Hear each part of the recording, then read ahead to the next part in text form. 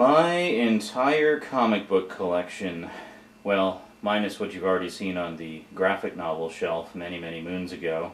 So what we have here is 4 good and proper long boxes, and then a tenna box on the end there, which is more or less the equivalent of 2 more long boxes. So I've got about 6 long boxes worth, probably closer to 7 if you factor in the graphic novels.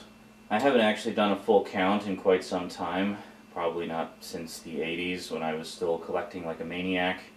But, I don't know, given that what does a long box hold? About 200? Yeah, so we're probably looking at around 1,100 or so comics here, maybe 1,200 total.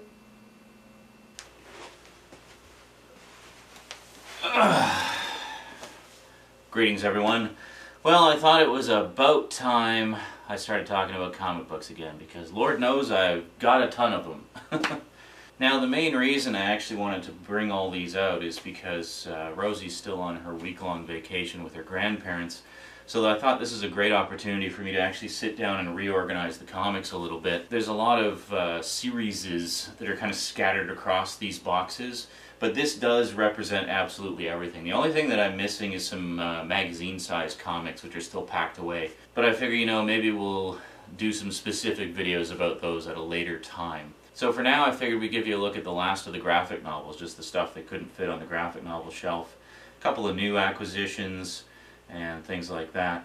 But yeah, honestly, I thought there was more in the way of additional graphic novels than what was on the shelf, but apparently not. Apparently most of what you saw in the original video is all that there is. But there are a few notable items here that I thought you might find interesting and like a bit of a closer look at. So that's what we're going to do today on the Multimedia Chronicles.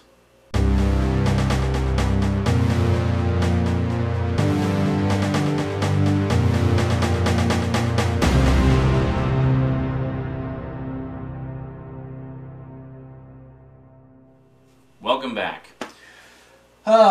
Okay, so first off, let's take a look at a couple of big Marvel Treasury editions that we've got here. Now, I've mentioned this before and I'll mention it again. Even if you hated the movie, I highly recommend checking out the comic book of this, namely Howard the Duck. Now, for those of you who have never seen a Marvel Treasury edition before, these are essentially like oversized graphic novels. I mean, they are just massive. I mean, I don't know if I can really convey that just by holding it in my hand. So here's a regular sized comic book. This is the first issue of Cops, which you've seen before. Give you some idea of the size difference here. There, check that out. This is Cops. This is the Howard the Duck Treasury edition. These things are massive, absolutely massive. And they're kind of hard to find nowadays. You still kind of luck out and find them in the occasional comic shop and what have you, but the thing is, how do you store something like this? I mean, there is no comic book bag or backing that is big enough for this. I mean, it would just be like sheets of plastic over top of it. So, I don't know. The only thing I can think of is maybe wrapping it up in saran wrap or something. So, the cool thing about this, of course, is that you got massive panels of artwork. So it really gave you the opportunity to look at the detail in the art. It's just beautiful, and like there and stuff like that. So, yeah, I really like these Treasury editions. Sadly, I don't have very many of them. One that I'm actually really wanting to get is there was a comic book adaptation of 2001: A Space Odyssey, written and drawn by none other than the legend himself, Jack Kirby.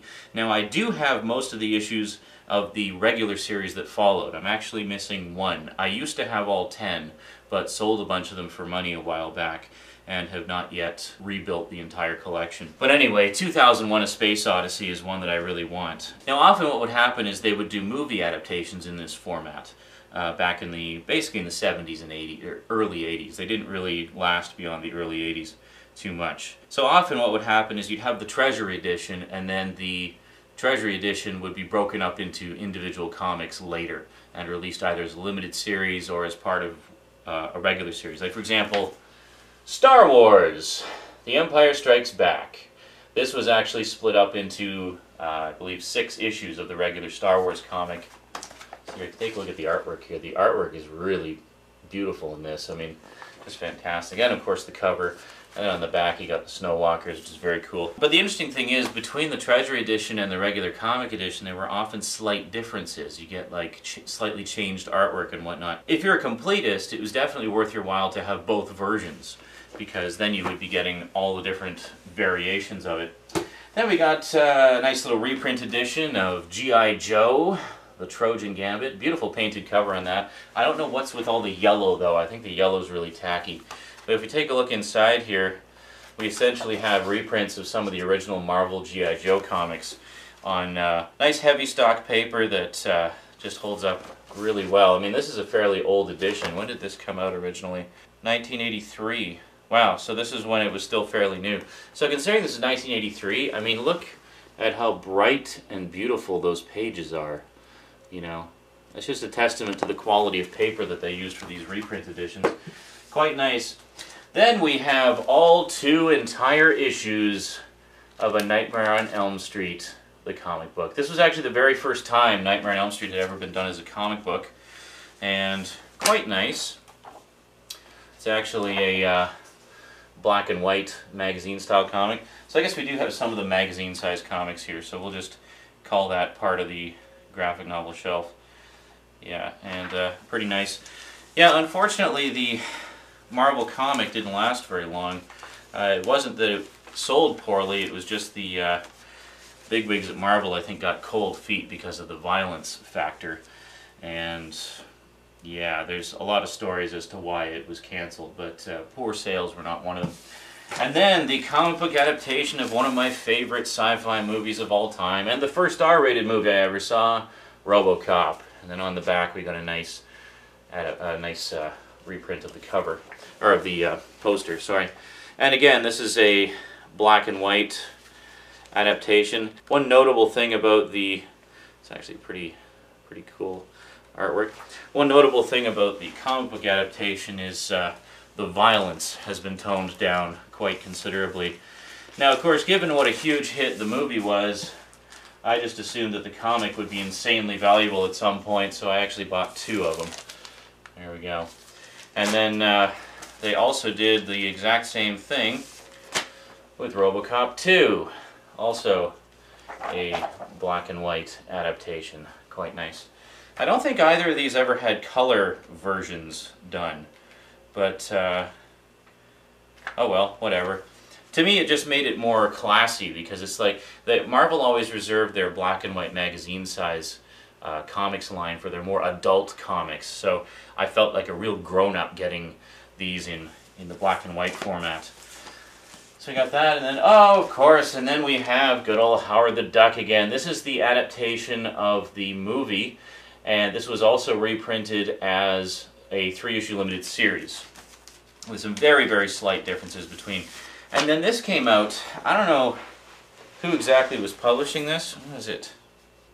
Yeah, it doesn't even say. It just gives some information about the original copyright. But what this is Howard the Duck actually had a newspaper strip, like a daily newspaper strip for a while, and this reprints the first few weeks worth. And apparently there was going to be a series of them, but I don't know that they ever reprinted more.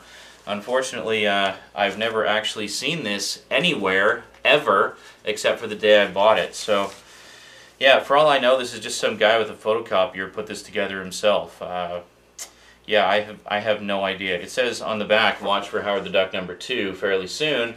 And he was also going to do the Conan the Barbarian daily strip, but I have no idea if that ever happened. So, kind of sad. I'd really like to get the rest of those because, you know, I just love all things Howard the Duck. And speaking of which, and Marvel's adult line, shortly after the color Howard the Duck series was canceled, it was brought back as a black and white adult comic. Now, I could show you some of the artwork in there, but there's a bit of nudity, and yeah, I don't want to offend people's sensibilities. So we got that. And unfortunately, it was no longer being written by the originator of Howard the Duck, namely Steve Gerber. It was being written by Bill Mantlo. And Bill Mantlo was primarily known for doing action-adventure sci-fi comics, stuff like Rom's Space Knight and the Micronauts. And he was really good at that sort of thing. But when it came to a more sort of satirical, humor-oriented comic like Howard, it really wasn't his thing. And honestly, these, while they do have some good stories in them, they're not particularly funny, which is unfortunate. Then we have 3 of 4 volumes published of arguably the comic book that pretty much single-handedly started the independent comics publishers revolution, Elfquest. Now this is the original Starblaze edition reprint that is no longer available. This has been reissued a number of times with the coloring redone and the lettering redone and additional material put in. This is actually the original release from, when the heck did this come out? 1981. Yeah, so I actually really like this. I think the I like the artwork and the color. It's all on beautiful glossy paper as well, and just kind of flip through a little bit. If you're a fan of fantasy adventure of epic proportions, you really cannot go wrong with the original Elfquest series. I mean, it's just a rollicking adventure and lots of fun. So then I have book 2 and then book 4, which concluded the original, how many was it? 21 issues, I think? Yeah, I think the original series was 21 issues long, and it was a self-contained story. And then they later did a sequel series, and then there's been countless spin-offs since. But this is the original story. This is the one that I grew up with, and the one that I would always hold near and dear to my heart. Then something else I'll always hold near and dear to my heart is, oh look, a heart. I was just sitting on top there. Is Starblazers, also known as Space Cruiser Yamato. Starblazers, of course, was the English adaptation of Space Cruiser Yamato, and this is quite a cool adaptation because it is actually all stills from the show put into comic book form. So it's the entire Quest for Iskandar storyline adapted into comic book form using actual stills from the show. This was not that common back then. You see this every once in a while now, but at the time this was really not that common, and unfortunately I missed the first volume. So they did the entire storyline as 5 volumes. There's, get my finger out of the blaster there. They did the entire first story as 5 volumes, but unfortunately I missed the first. My brain is mush right now. So, yeah, so if anybody wants to hook me up with Volume 1, that'd be great, because I'd really like to complete that set. And it's very nice indeed. And this was actually a gift from Annetta. She bought it for herself, but found it incredibly boring. Blasphemy. The comic book adaptation of the original novel that was the inspiration for Blade Runner, Do Androids Dream of Electric Sheep? Now here's the thing about this comic book adaptation, is it is a word-for-word adaptation. So being adapted from a novel, yeah, it can be a little bit slow. It can be a little bit slow, but that's because you're essentially reading the entire novel. But if you look at it, I mean, it's just gorgeous artwork. It's very, very nicely done. You know, just kind of flip through it. I've not actually read through the whole thing. I have read Do Androids Dream of Electric Sheep a few times before. There's some of the covers. I've actually read the original novel a few times because, you know, I just love the story. So, I mean, the story is nothing new to me. I mainly wanted to check it out for the artwork. And speaking of artwork, that's absolutely gorgeous. You can't go wrong with a little Alex Ross and Kurt Busiek. We got Marvels, the original miniseries. Basically, the history of the Marvel Universe as told through the eyes of just a regular Joe who happened to be there during all of these historic events. Very cool stuff. Again, I've only kind of skimmed through it. I've not actually read the whole thing yet. But I definitely dig the concept and look forward to checking this out when I have the time to actually sit down and read it properly. So, very nice hardcover edition of Marvels, which is great. And it's got all kinds of behind-the-scenes stuff here as well about the making of it and whatnot, and character profiles and additional artwork and all that good stuff. So, that basically, folks, is it for the graphic novel collection. Yeah, like I said, there really wasn't very much left after all. I could have sworn there was more, but apparently not. Alright, so honestly, I'm not entirely sure when we're going to do more comic book videos. I might just quickly bang off a couple while I've got them all out here. But as I say, the main reason I brought all these boxes out is because I actually wanted to just sit down and reorganize the collection a little bit, and then I'll be better able to do some videos about them for you. So, yeah, so while I've got them all out, I might actually just sit down and do a a few of my personal favorites and talk about them a little bit for you. So in the meantime, that's the rest of the graphic novels. Sorry, it was probably kind of an anti-climax because there wasn't much left, but definitely some good ones. I mean, I love these Elfquests and the Treasury editions, of course, and Star Blazers and Marvels and Adventures of Electric Sheep, and I just love them all. It's great stuff. Gotta love comic books. Alrighty, so that's it from me to you for now. So until next time, thanks for watching, and sayonara.